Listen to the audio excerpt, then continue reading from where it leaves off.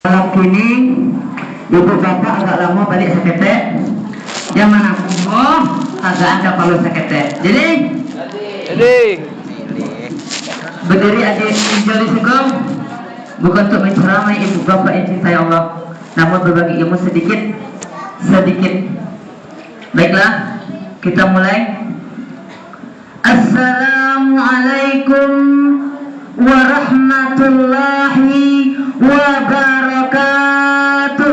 Waalaikumsalam warahmatullahi wabarakatuh.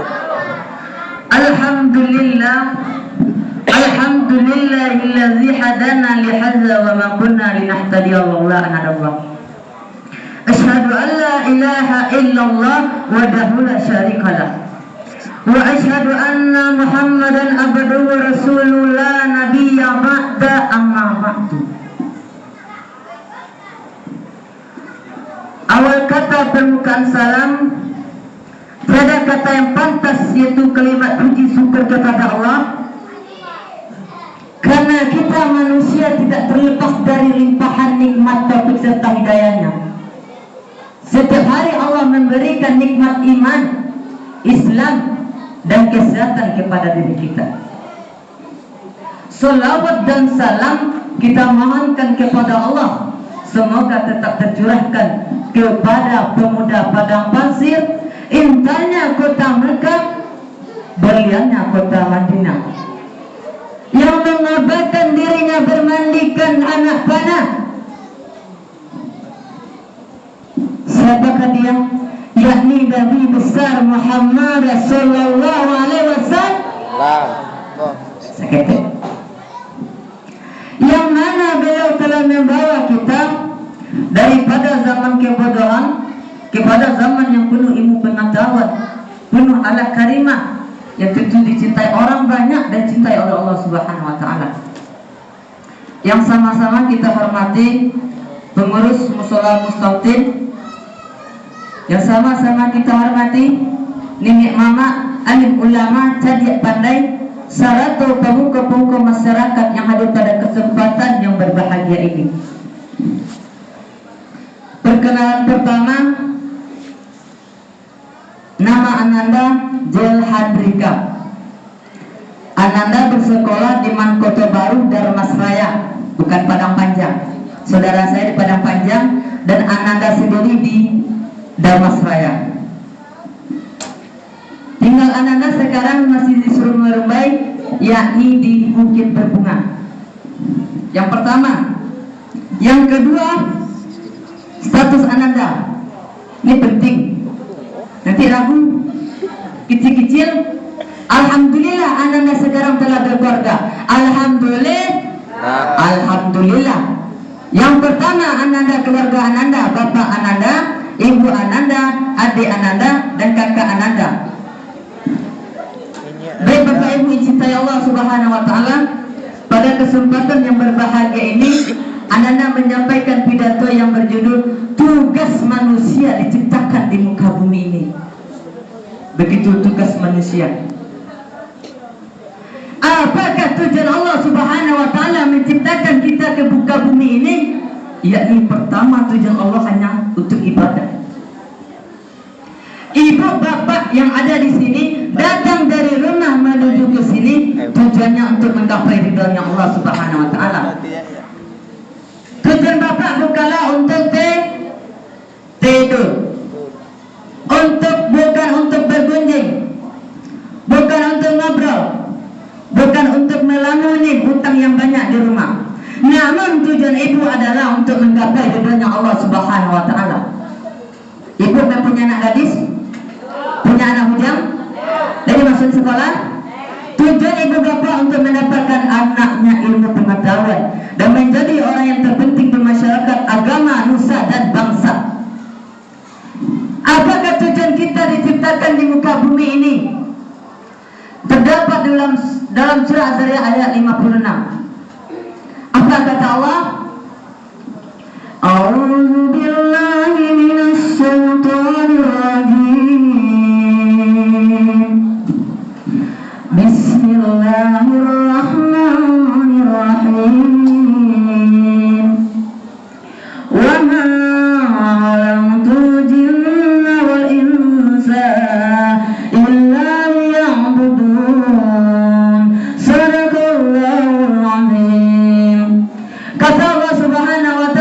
dan tidak aku ciptakan jin dan manusia melainkan untuk beribadah kepadaku.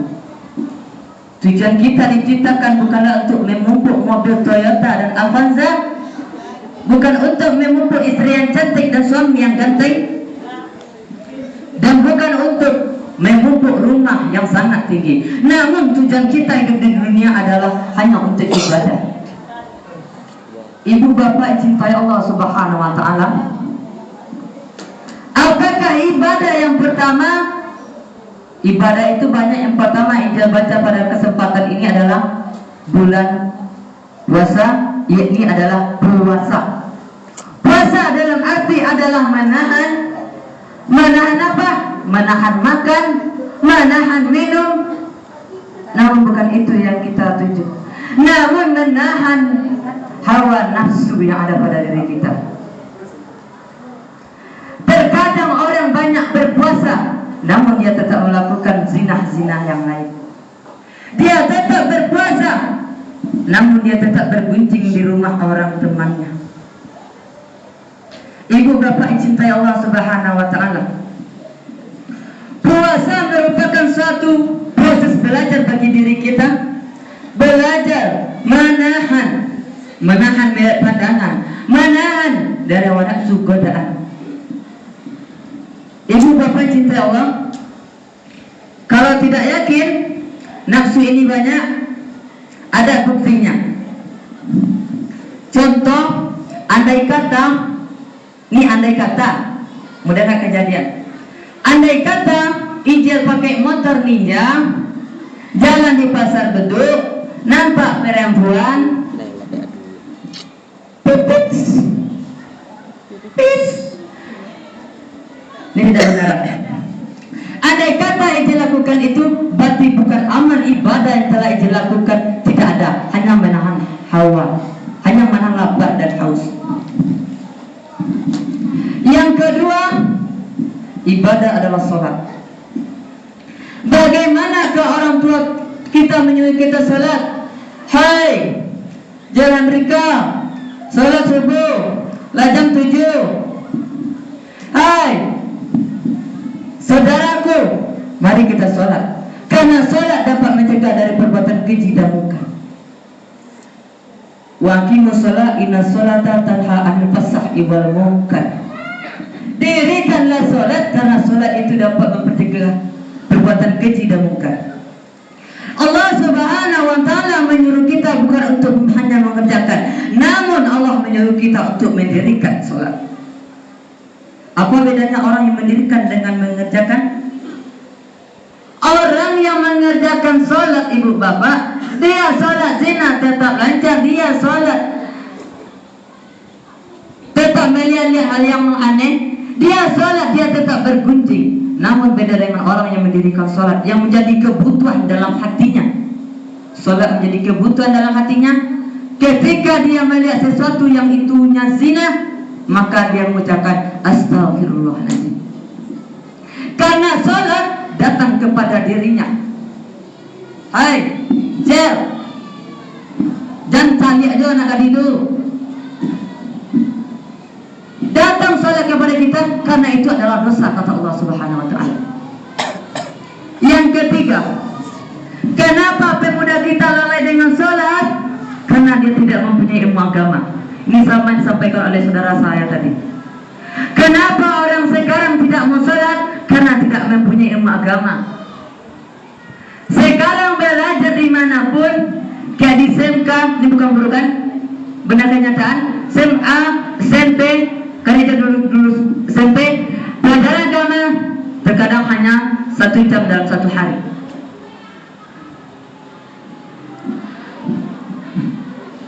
Saudara-saudaraku yang dicintai Allah Subhanahu wa ta'ala, luntur iman manusia, luntur iman pemuda, luntur iman pemudi yang ada di Sungai Rumbai, karena dia sholat telah diingkatkannya. Ibu bapaknya pergi terawih, dia malah mengelokkan motornya ke simpang 3, simpang Tugu. Ngapain dia sana? Makan goreng sama goreng pisang. Dia ngobrol sama temannya, dia bilangin anak yang perempuan tadi lewat, aib saudaranya. Ibu, lanang tua, le punya anak gadis. Yang punya anak gadis dibawa ke musola. Sabuan. Akak, pai ke musola di. Yo ma, batu ma, yo. Pai saya sama musola beko ada drama dari Ustadz Jel Handrika nanggan tenda. Nyapa apa? Jangan disuruh anak pergi keluar membelikan HP, iPhone, Android, Samsung, Nokia yang layar sentuh. Kadang tidak disentuh pun mau dia manggil telepon. Pers. Ibu bapak cinta Allah, mana sekarang pemuda kita di sini? Hanya orang-orang tua yang sebentar lagi mati. Serius Bu, serius. Kita hidup di dunia ini sementara. Ibu semuanya mati. Bapak ini semua mati dan saya juga tapi nggak tahu apakah ibu duluan dan saya terakhir. Saya tidak tahu apa ibu saya terakhir, ibu duluan juga. Karena saya paling muda Bu. Tapi mati tidak memanggil itu ibu. Kita belajar dari kelapa. Tahu kelapa? Kelapa kalau nang ketek itu mumpung apa nama kalau bahasa Sejong tidak mumpung nama. Kecil, mbak. Makasih Pak.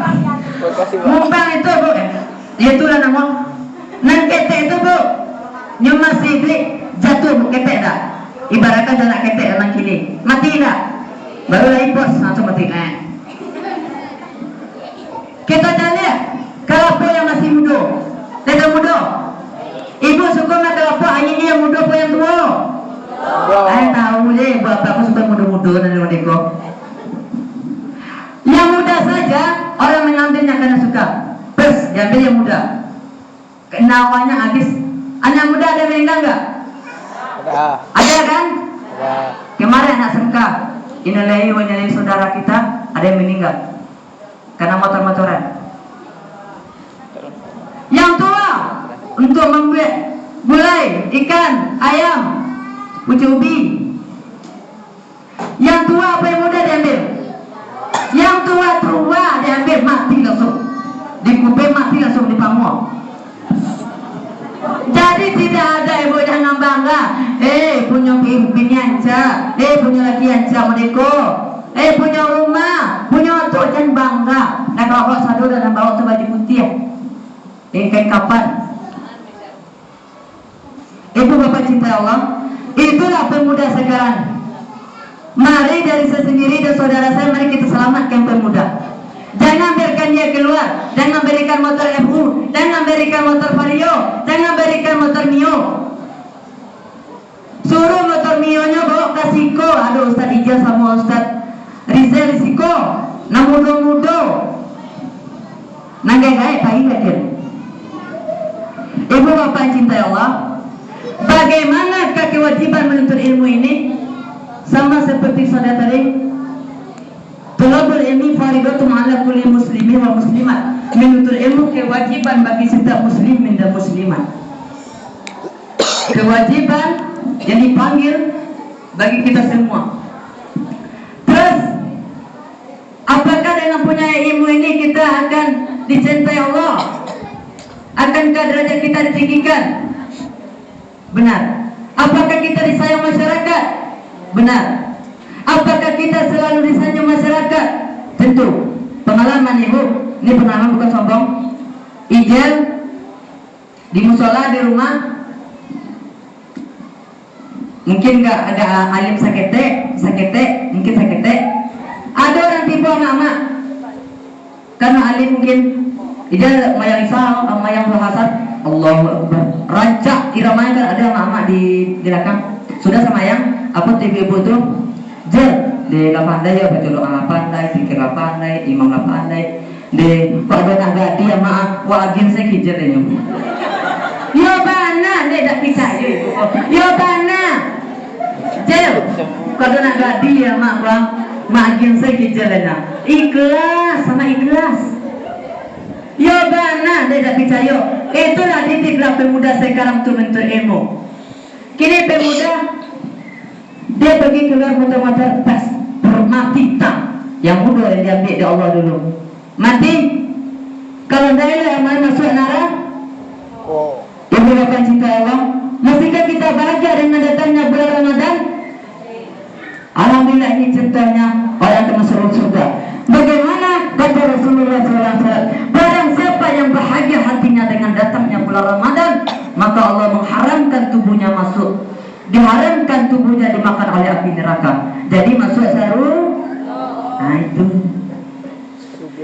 Bagaimana ke pemuda yang menuntut ilmu, apakah derajat ketinggi? Ya betul. Kata saudara saya, A'udzubillahi minasyaitonir rajim.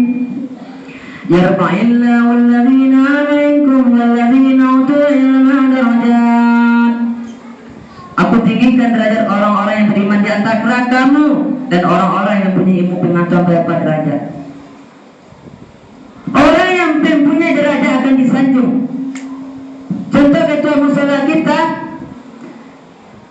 disanjung oleh masyarakat karena dia telah membuat musala ini cantik, telah mendatangkan ustaz-ustaz yang ganteng. Karena ketua kita musala ini dan perangkatnya telah membuat ini. Kalau dulu ijal ke sini dulu ini masih kerikil, sekarang di semen jangan malah masih boleh. Jangan malas ke musola. Orang yang cinta hatinya ke musola akan mendapat syafaat langsung oleh Allah Subhanahu wa taala. Ibu apa cinta Allah Subhanahu wa taala?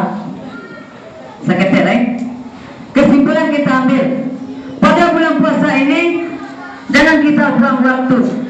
Kita tahan nafsu kita. Dulu sebelum manusia diciptakan di muka bumi ini, sebelum manusia diciptakan, dan diciptakan itu adalah nafsu pertama, nafsu dan akal tentunya. Bagaimana ini dipanggil setelah dipanggil nafsu sama akal tadi. Hai akal, di sini kamu kata Allah. Yo, akal menghadap akal tu capek-capek. Membalik akal tu ajib. Kata Allah Subhanahu wa taala. Tiba nafsu sini kamu. Menghadap, membalik, menghadapnya, madanya ke anak surga. Apa kata Allah? Dimasukkanlah nafsu ini ke neraka yang amat panasnya 500 tahun kalau tidak salah. Setelah di sana tidak terasa apa-apa oleh nafsu ini. Kembalikan. Apa kata Allah? Siapa kamu? Siapa saya? Itu kata Allah kepada Rasul. La ya Allah, gua ya Allah, kelas bala, masalah bala. Itu kata nafsu. Dia santai aja jawabnya kayak gitu. Terus disuruh lagi. Nafsu menghadap, membalik juga. Menghadap juga. Dimasukkan neraka yang dingin. Aku yang dingin kok. Neraka dah ngeses ada dingin dulu. Boleh tahan deh ibu bapak situnya. Awak dah tahan dong. Masuk kulkas, masuk situ gas hari. Boleh tahan. Dimasukkan 500 tahun di sana, 500 tahun. Tetap tidak bergerak nafsu tadi. Dipulangkan lagi. Hai, nafsu. Menghadap, membalik nyelek. Membalik, menghadap nafsu itu. Tidak madanya nafsu. Yang ketiga, Allah masukkan dia ke dalam satu lubang, yaitu menahan lapar dan haus. Di sanalah ketika masuk nafsu tadi, maka menggetar badannya, menggigil, kepanasan, kepanikan. Itulah bulan puasa, bulan Ramadan, yaitu mengendalikan nafsu, bukan menghilangkan, tapi mengendalikan nafsu yang ada pada diri kita. Yang kedua, sholat. Jangan kita tinggalkan, saudaraku. Sholat ini orang yang sholat wajahnya akan cerah seperti ibu kita. Pandang tarwi, insya Allah bercahaya mukanya. Jangan kita bosan untuk menuntut ilmu, karena ilmu ini tiada batasnya untuk dituntut. Ilmu ini akan dipertanggungjawabkan, kata saudara saya. Kita manfaatkan zaman sekarang untuk menuntut ilmu. Banyak ngaji, banyak belajar, apalagi 10 malam terakhir. Insya Allah malam Lailatul Qadar akan kita dapatkan bersama-sama. Amin ya rabbal Anda sampaikan. Jika ada kesalahan pengucapan, tingkah laku yang tidak enakan ibu bapak, adalah mohon maaf, karena itu datangnya pada Anda sendiri. Jika ada kebenaran, kebaikan, pengucapan yang baik, maka itu datang pada Allah Subhanahu wa Ta'ala. Mungkin hanya ini dapat Anda sampaikan. Anda ucapkan terima kasih. Anda selesai dengan Assalamualaikum warahmatullahi wabarakatuh. Waalaikumsalam warahmatullahi wabarakatuh.